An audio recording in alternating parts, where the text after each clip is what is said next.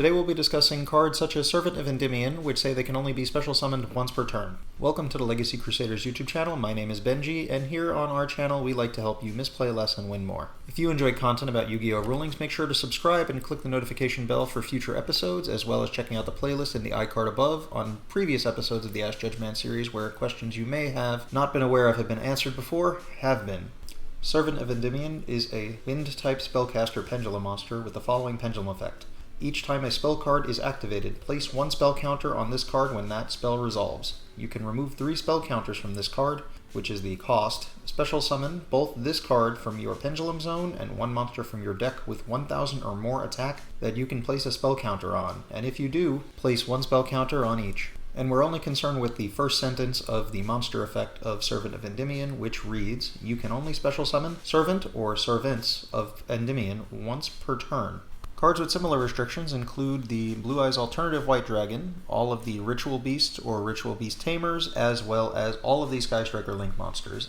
A few rulings that we do know is that if you were to negate the summon of a Blue Eyes Alternative White Dragon from the hand by its own summoning condition, that you would not be able to attempt to summon another Blue Eyes Alternative White Dragon using its summoning condition. Negated summons still count is something you can see on cards such as Summon Limit. Now, unlike Blue Eyes Alternative, which can only be summoned from the hand once per turn, the Sky Striker Link monsters can only be summoned once per turn, so if you were to negate its summon, it still counts, just as it would be for Summon Limit.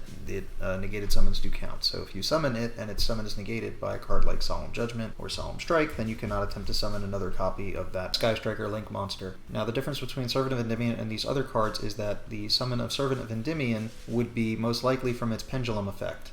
It could also be pendulum summoned or special summoned in some other manner, but we're going to assume for now that it's being summoned by its own pendulum effect. And because this is not a special summoning condition of this card, it has a different set of rulings we need to look into, and that is for the Ritual Beasts. All of the Ritual Beasts say they can only be special summoned once per turn. If you were to target them in your graveyard with Monster Reborn, and its effect is negated by Abyss Scale of Mizuchi, you cannot attempt to summon that same Ritual Beast monster again using some other card effect. Now, what's special about Abyss Scale of Mizuchi is that it only negates the effect of a card, it does not negate the activation of a card, so the effect is still considered to have happened. So it's sort of like the summon was negated, or the attempt to summon was negated, even though the card itself did resolve. But if you were to negate the activation of Monster Reborn with Solemn Judgment, then you never attempted to summon the card from the graveyard. So if you Ash Blossom and Joyous Spring, the effect of Servant of Endymion, the effect has been attempted and it did resolve just without effect, so you cannot attempt to special summon Servant of Endymion once again this turn, similar to this ruling on Ritual Beasts.